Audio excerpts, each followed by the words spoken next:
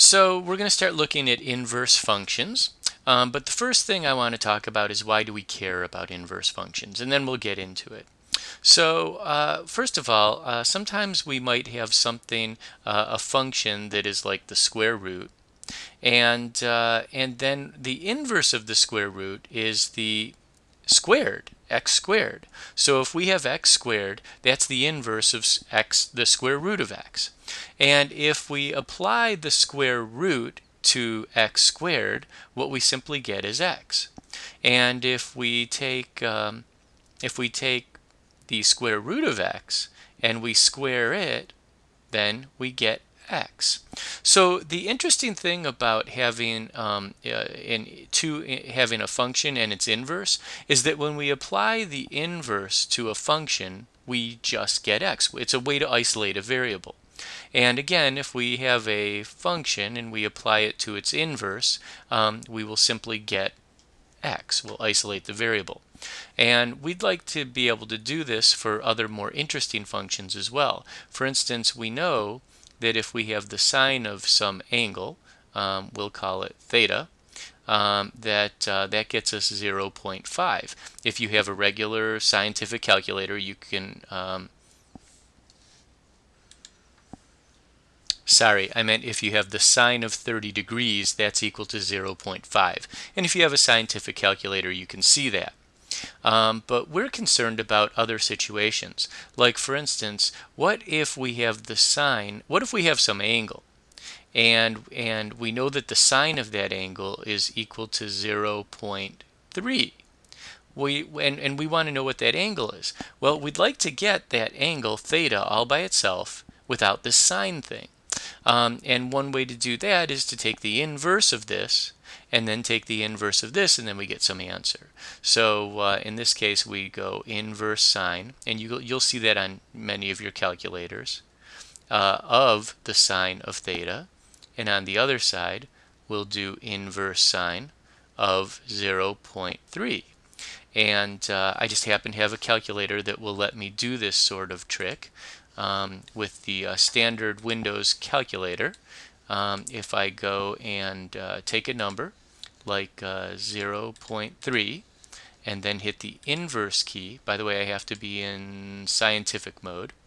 If I hit the inverse key and then say sine, notice the little sine to the power of -1, I'll see what angle I get. In this case, I get an angle of about 17.5 degrees. So I can go ahead and add that to my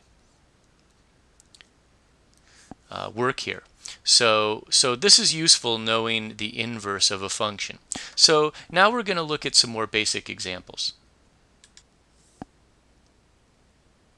But before we dive into these new examples, I want to introduce you to some new notation.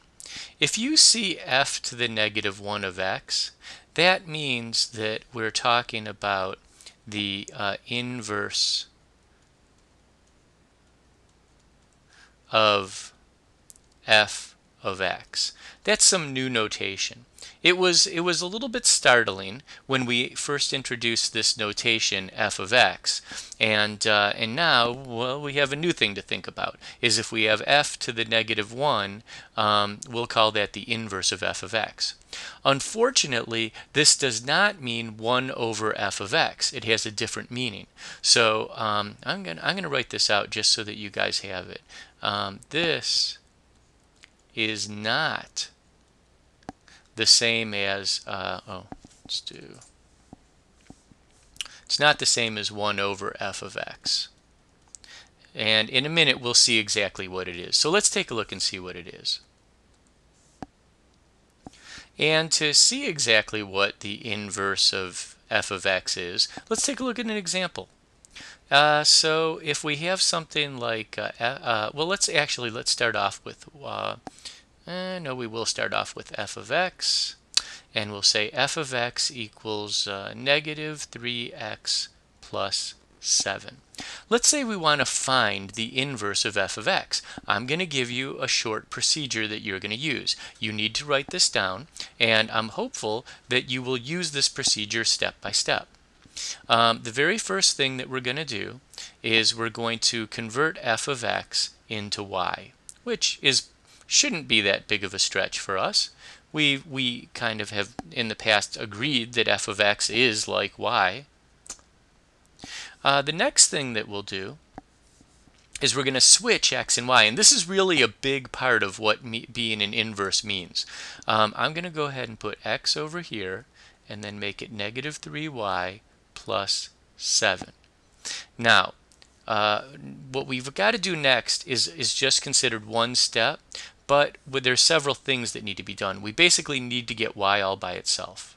So I'm going to switch around a few things. I'm going to actually make it so that it's positive 3y over here on the left, and then negative x over here on the right, and then we'll still leave plus 7. So I just added 3y to both sides and then subtracted x from both sides. That's all I did. And then I'll divide both sides by the 3 to get rid of it. And in the past, I would have divided the negative x by 3 and then the 7 divided by 3. And that is a good technique if I want to get an equation in slope-intercept form. But in this case, since I'm looking for the inverse, I might just divide the entire side by 3. You need to know both methods. So let's take a look and see what that looks like. So that'll get me y equals negative x plus 7 divided by 3.